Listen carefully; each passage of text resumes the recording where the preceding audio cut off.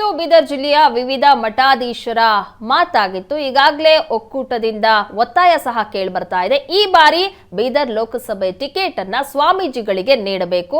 ನಾವು ಅಭಿವೃದ್ಧಿಯನ್ನ ಮಾಡ್ತೀವಿ, ನಮಗೆ ಹೆಂಡತಿ ಮಕ್ಕಳು ಯಾರೂ ಇಲ್ಲ, ಹಾಗಾಗಿ ಸಮಾಜದ ಕಲ್ಯಾಣಕ್ಕಾಗಿ ಅಭಿವೃದ್ಧಿಗಾಗಿ ನಾವು ಕೆಲಸ ಮಾಡ್ತೀವಿ, ಹಾಗಾಗಿ ಸ್ವಾಮೀಜಿಗಳಿಗೆ ಟಿಕೆಟ್ ಕೊಡಿ ಅಂತ ಒತ್ತಾಯ ಮಾಡ್ತಿದ್ದಾರೆ. ಎಲ್ಲರೂ ಕೂಡ ನೋಡಿ ಪಕ್ಷವನ್ನು ಮುನ್ನಡೆಸ್ಕೊಂಡು ಹೋಗಬೇಕು. ಹಿರಿಯರು ಒಳ್ಳೆ ರೀತಿಯಲ್ಲಿ ಕೆಲಸ ಮಾಡ್ತಾ ಇದ್ದಾರೆ, ಯುವಕರು ಕೂಡ ಅವಕಾಶವನ್ನು ಕೊಡಬೇಕಾಗಿದೆ. ಇವೆಲ್ಲವೂ ಕೂಡ ಕೇಂದ್ರದ ವರಿಷ್ಠರು ಗೊತ್ತಿರತಕ್ಕಂಥ ವಿಚಾರ. ಇದರ ಆಧಾರದ ಮೇಲೆ ಯಾರನ್ನು ಅಭ್ಯರ್ಥಿ ಮಾಡಬೇಕು ಅಂತೇಳಿ ತೀರ್ಮಾನ. ಬೇಡಿಕೆಗಳು ಇದ್ದರೂ ಸಹ ನಮ್ಮ ಕೇಂದ್ರದ ವರಿಷ್ಠರು ಎಲ್ಲ ಹಿರಿಯರ ಜೊತೆ ಸಮಾಲೋಚನೆ ಮಾಡಿ ಅಂತಿಮ ನಿರ್ಧಾರವನ್ನು ಕೈಗೊಳ್ಳುತ್ತಾರೆ. ನಾನು ನಮ್ಮ ಅಭ್ಯರ್ಥಿ ಕೇಂದ್ರ ಸಚಿವರನ್ನ ಬದಲಾವಣೆ ಮಾಡ್ತಾರೆ ಅನ್ನೋ ಅರ್ಥದಲ್ಲಿ ನಾನು ಹೇಳ್ತಾ ಇಲ್ಲ, ಬಟ್ ಎಲ್ಲವೂ ಕೂಡ ವರಿಷ್ಠರು ತೀರ್ಮಾನವನ್ನು ಮಾಡ್ತಾರೆ. ಈ ಬಗ್ಗೆ ಹೆಚ್ಚಿನ ಡೀಟೇಲ್ಸ್ ಕೊಡ್ತಾರೆ ನಮ್ಮ ಪ್ರತಿನಿಧಿ ಜಗನ್ನಾಥ್. ಬೀದರ್ನ ಲೋಕಸಭೆ ಟಿಕೆಟ್ ಅನ್ನ ಈ ಬಾರಿ ಸ್ವಾಮೀಜಿಗಳಿಗೆ ಕೊಡಬೇಕು ಅಂತ ಪಟ್ಟು ಹಿಡಿದಿದ್ದಾರೆ. ಭಗವಂತ ಖೂಬಾ ಅವರಿಗೆ ಕೊಡೋದು ಬೇಡ ಅಂತ ಹೇಳ್ತಾ ಇರುವಂತದ್ದು. ಏನೆಲ್ಲ ಬೆಳವಣಿಗೆ ಆಗ್ತಾ ಇದೆ? ಹಾಗಾದ್ರೆ ರಾಜ್ಯಾಧ್ಯಕ್ಷರು ಭರವಸೆ ನೀಡಿದಾರಾ ಟಿಕೆಟ್ ವಿಚಾರಕ್ಕೆ ಸಂಬಂಧಪಟ್ಟಂತೆ? ನೀವು ಪೋಷಕರಾಗಲು ಕಾಯುತ್ತಿದ್ದೀರಾ? ಚಿಂತಿಸದಿರಿ. ಓಯಾಸಿಸ್ ಫರ್ಟಿಲಿಟಿ 90,000 ದಂಪತಿಗಳ ಜೀವನದಲ್ಲಿ ಸಂತೋಷವನ್ನು ತಂದಿದೆ. 7825893601ಗೆ ಕರೆ ಮಾಡಿ. ಅತ್ಯದ್ಭುತ ರಿಯಾಯಿತಿ ಪಡೆಯಿರಿ ಹಾಗೂ ಎಲ್ಲರಿಗೂ ಗುಡ್ ನ್ಯೂಸ್ ಕೊಡಿ. ಪ್ರಗತಿ ಬೀದರ್ ಜಿಲ್ಲೆಯ ಅಥವಾ ಬೀದರ್ ಲೋಕಸಭಾ ಕ್ಷೇತ್ರದಲ್ಲಿ ಕೆಲ ದಿನಗಳ ಹಿಂದಷ್ಟೇ ಸಂಸದರಾದಂಥ ಮತ್ತು ಕೇಂದ್ರ ಸಚಿವರಾದಂಥ ಭಗವಂತ ಖೂಬಾ ವಿರುದ್ಧ ಸ್ವಪಕ್ಷದಲ್ಲೇ ಅಪಸ್ವರದ ಮಾತುಗಳು ಕೇಳಿ ಬರ್ತಾ ಇದ್ದವು.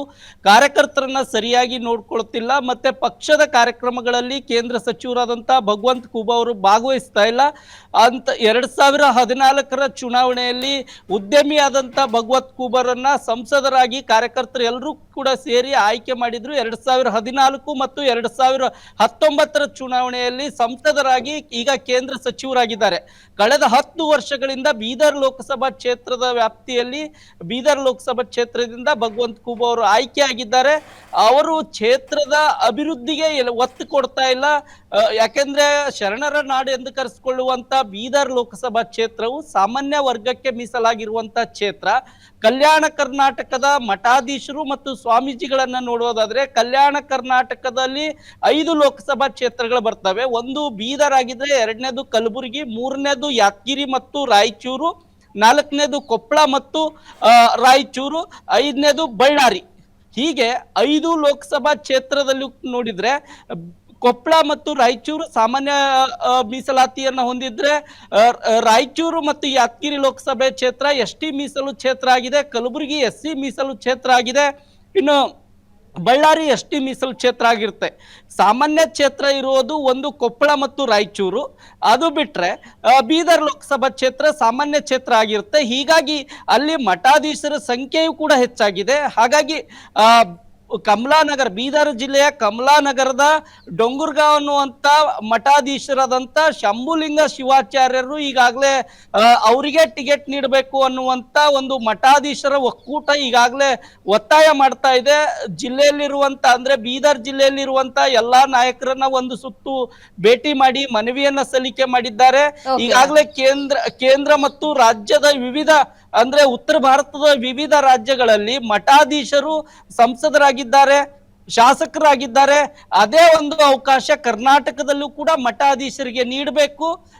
ಬೀದರ್ ಲೋಕಸಭಾ ಕ್ಷೇತ್ರದಿಂದ ಈಗಾಗಲೇ 2 ಬಾರಿ ಭಗವಂತ ಖೂಬಾ ಅವರು ಆಯ್ಕೆಯಾಗಿದ್ದಾರೆ. ಈ ಬಾರಿ ಮಠಾಧೀಶರಿಗೆ ಅವಕಾಶ ನೀಡಿದ್ರೆ ಬಿಜೆಪಿಗೆ ಅನುಕೂಲ ಆಗುತ್ತೆ ಅನ್ನುವಂತ ಮಾತುಗಳು ಕೇಳಿ ಬರ್ತಾ ಇದೆ. ಅದರ ಭಾಗವಾಗಿ ನಿನ್ನೆ ಬಿಜೆಪಿ ರಾಜ್ಯಾಧ್ಯಕ್ಷ ವಿಜಯೇಂದ್ರರನ್ನ ಭೇಟಿ ಮಾಡಿದ್ರು. ಜೊತೆಗೆ ಕೇಂದ್ರ ಸಚಿವ ಪ್ರಹ್ಲಾದ್ ಜೋಶಿ ಅವರನ್ನು ಭೇಟಿ ಮಾಡಿ ಮಠಾಧೀಶರಿಗೆ ಬೀದರ್ ಲೋಕಸಭಾ ಕ್ಷೇತ್ರದ ಟಿಕೆಟ್ ನೀಡಬೇಕನ್ನುವಂಥದ್ದು ಒತ್ತಾಯ ಮಾಡಿದ್ರು. ಪ್ರಗತಿ. ಥ್ಯಾಂಕ್ ಯು ಜಗನ್ನಾಥ್ ನಿಮ್ಮೆಲ್ಲ ಮಾಹಿತಿಗಾಗಿ.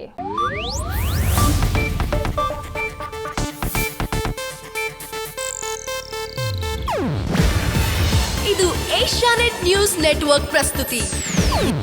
ನೀವು ನೋಡ್ತಿದ್ದೀರಾ ಏಷ್ಯಾನೆಟ್ ಸುವರ್ಣ ನ್ಯೂಸ್.